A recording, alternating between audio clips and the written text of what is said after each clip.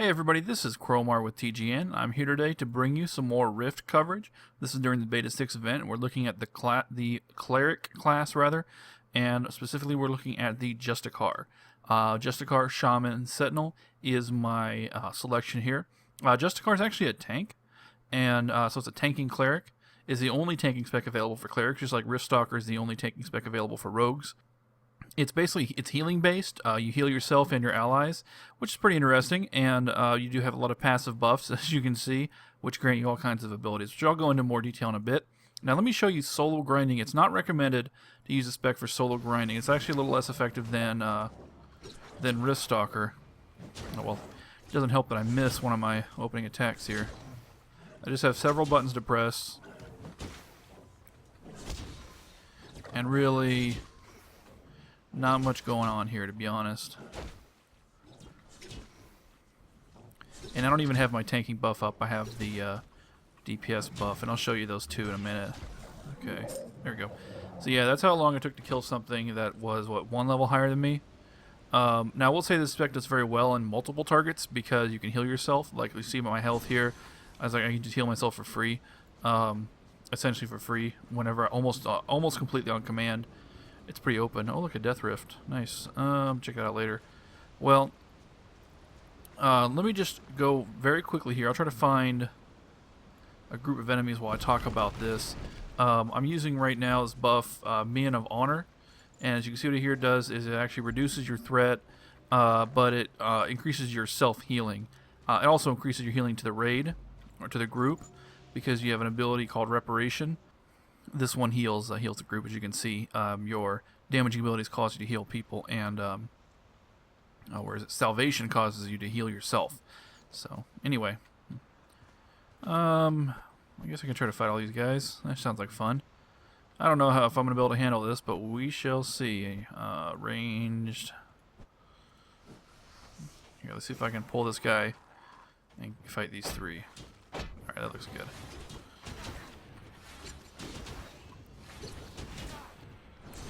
So I'm spamming a multi-target attack here. Wow, I'm getting messed up.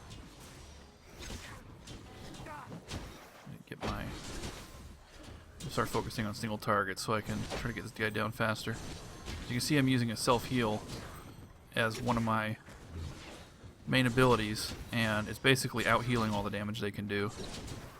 And I can pretty much use it on command. Really don't want to pull those ads over there.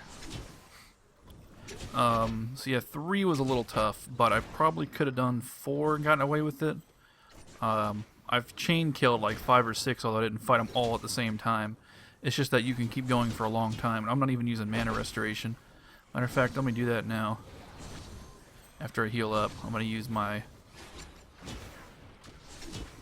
mana abilities in just a second. You have an ability on a 10-second cooldown. There we go. And it causes your spells to regenerate mana, so watch my mana go up slowly. It doesn't go up super fast, but it does go up. And it's only a 10-second cooldown, so I can turn around and use it again. But if I use that mana restore, I can't use my heals. So you gotta choose one or the other, and I'll go into more detail how that works. So yeah, there's 3 guys. As you see, I got through it pretty efficiently, and then I can just heal myself up afterwards with no problem. So for grinding, it's got good survivability. But there's really no sense in doing that because it takes so damn long to kill everything, and you get the same thing out of a better grinding class like Inquisitor.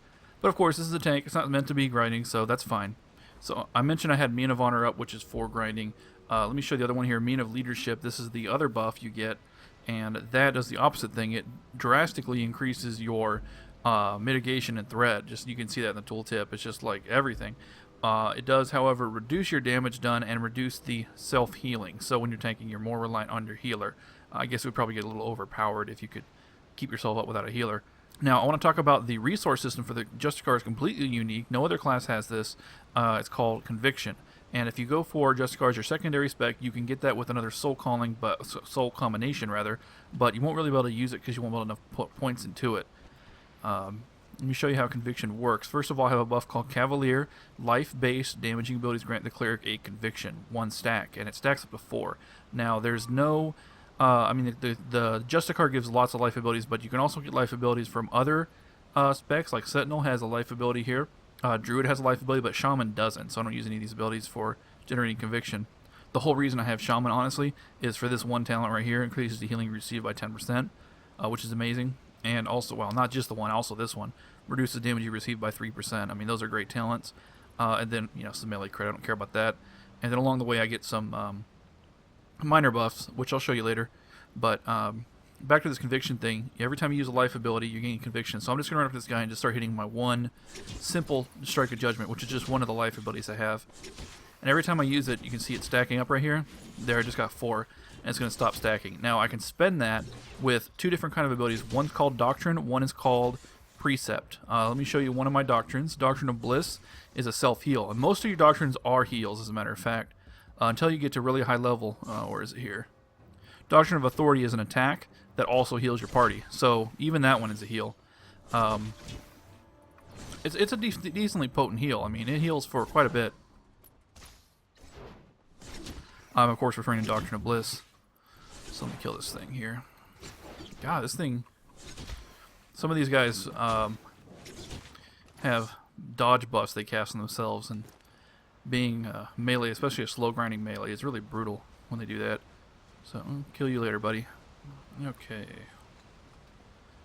Get back up on my safety rock. So those doctrines I mentioned, those usually use that one conviction. I believe all of them just use that one conviction at a time. But precepts are a little different. Now, this one precept is an attack, and it does use that one conviction, but this is the only one that's like this. It's a shield slam, and it ups your block. The main reason you use it is for the block, because it gives you a block bonus for 8 seconds on a 5-second cooldown. So you should try to maintain that buff at all times. So really, even though this is technically an attack, you can really think of it as a buff. Let me find your other precepts here. Precepts of Valiance. Okay, this is one of your major threat abilities. It causes all of your abilities to grant twice normal threat, so it's useful at the start of a fight. So what you want to do is try to build up a good, either if you have a bunch of conviction left over from a previous pull, or if you're just able to get some built up really fast and then bust this out. That will help you a lot. But keep in mind, it's only a 10-second cooldown, so anytime that your conviction stacks are full and you're kind of like in a situation where you're like, I don't really need to use this conviction right away, then you can go ahead and blow it all on a Precept of Valiance and build up some extra, buffer threat. Okay, here's Precept of Purpose. Now, this is the mana restoring one I said before, and again, this uses up all your conviction to make your attacks restore mana. And lasts 2 seconds for each conviction release. So if you use it with 4, you get 8 seconds of mana restoration on a 10-second cooldown, which is great. And you can use this to keep your mana up indefinitely, especially if you don't need any extra threat. While soloing, I pretty much use all my mana all my conviction rather, for my heal. Now, in addition to that heal, I've got there's some extra doctrines that also heal, like I mentioned. Doctrine of Righteousness. We'll first explain this one. I have to show you their companion ability. Righteous Mandate. What this does is it puts a buff on a single ally. It works exactly the same as Light's Beacon, and almost exactly the same as Light's Beacon from the Holy Paladins from WoW. And what this does is it makes it so when you heal yourself with your self heals, and if they go over with Salvation specifically, that's that buff that makes you heal yourself. Where is it here? Makes you heal yourself when you do damage. Whenever you overheal yourself, it goes to heal your ally who's targeted with Righteous Mandate. But it also does more than that, because once you have them targeted, it causes Doctrine of Righteousness to heal your targeted person. So let's say you have a conviction up, and you can either spend it on Doctrine of Bliss to heal yourself, or Doctrine of Righteousness to heal your target that you have marked. It might be someone who, like a DPS, who seems to take a lot of damage, or it might be a healer to help your healer out. There could be a lot of ways you might want to do that. Another doctrine is Doctrine of Loyalty, which heals your whole party. But I believe this heals for less than the single target heals, and most importantly, it costs an enormous amount of mana in addition to one conviction. So you got to be careful with that, and make sure that you're using your Precept of Purpose to maintain your mana. But generally, your single target heals are going to be more efficient.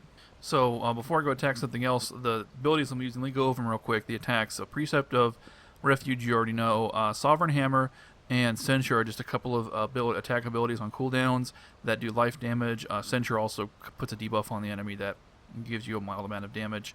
And Lightning Hammer is an ability granted by Shaman just by putting X amount of points in there, whatever it is, 4 points or 2 points or whatever. The only downside of this ability is it does not generate conviction, so if you're starved for conviction, you won't avoid it.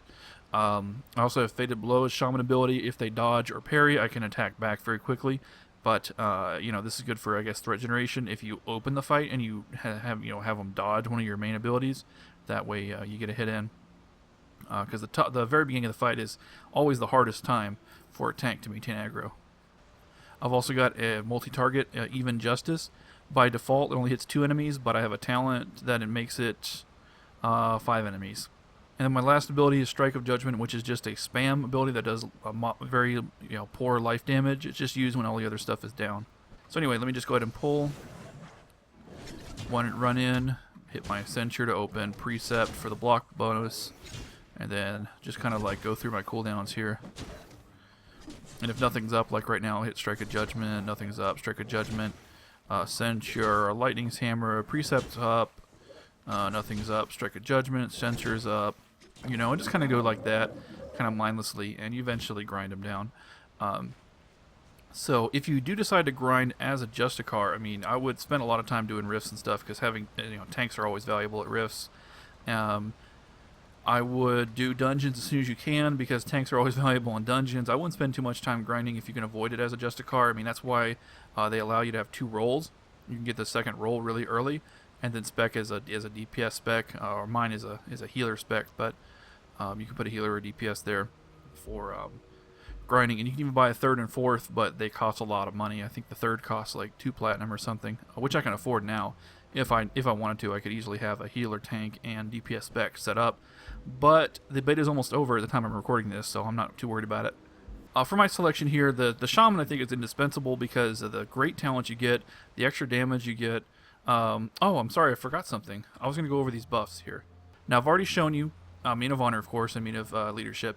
I've also got Reparation, which heals the party, Salvation, or Cavalier, excuse me, which this is what generates the actual conviction points, having Cavalier up. And Cavalier also grants you lots of attack power, physical stats. It basically turns your caster stats into physical stats. So if you look at my armor, I have all like spellcaster gear, and even my mace is spellcasters plus spell power, and it converts all that into physical stats.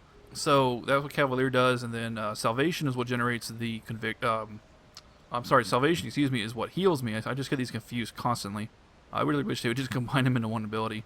Then Vengeance of the Winter Storm. This is another one that I have up that comes from the Shaman. It just causes your abilities to do a small amount of water damage in addition, because everything helps. So that's why I have that on there.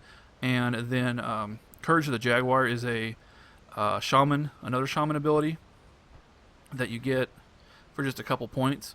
And if you look at the tooltip here, it does the exact same thing as Cavalier, and it provides passive dexterity, which is cool.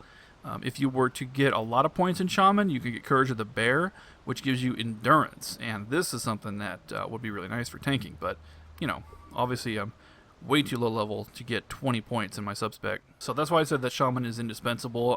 For the Sentinel, for this third one, it's not totally necessary. I mean, there's some nice stuff. You can get better heals and, I don't know, critical hit and healing bonus, spell power. Good talents, not bad talents, useful talents. So the big question is there anything else I would get besides Sentinel for my third spec? So let me look in preview mode here. Other options, Purifier gives you a shield. Now over time it provides less overall healing than Healing Breath, because although Healing Breath does less per heal, it's only an 8-second cooldown compared to 30 seconds. So to me that makes Sentinel a better choice. Now if you were to put more points into it, it's basically like a bunch of combination of healing and buffs. I do like Life of the Ages. It heals for ally, but if you have any Purifier in your raid, they're already going to give you that buff, so it's not that big of a deal. Warden's a little tougher because they give you this great heal over time here, healing spray, which I absolutely love, and it's almost exactly the same amount of total healing compared to Healing Breath, but it's a little more passive. You just precast it, and there's a lot to be said about healing spray. So I mean, this is something I would consider very strongly. Now, I've tested this before, and this Destructive Tide here does not actually work with your abilities. It does not work with your attack abilities. It would only work with your Bolt of Radiance. It would not work for like your various strikes that do magic damage. So this isn't too useful to the Justicar. And extra mana isn't either. So I say these talents are a little less useful, and the 0-pointers are roughly equal. So I feel like this is the best combination, possibly Warden instead of Sentinel, if you prefer that. If you prefer the heal over time to the instant. Which I wouldn't, argue too much with that. Okay, well, that's it for the Justicar. Thanks for watching. This is Crowmore with TGN.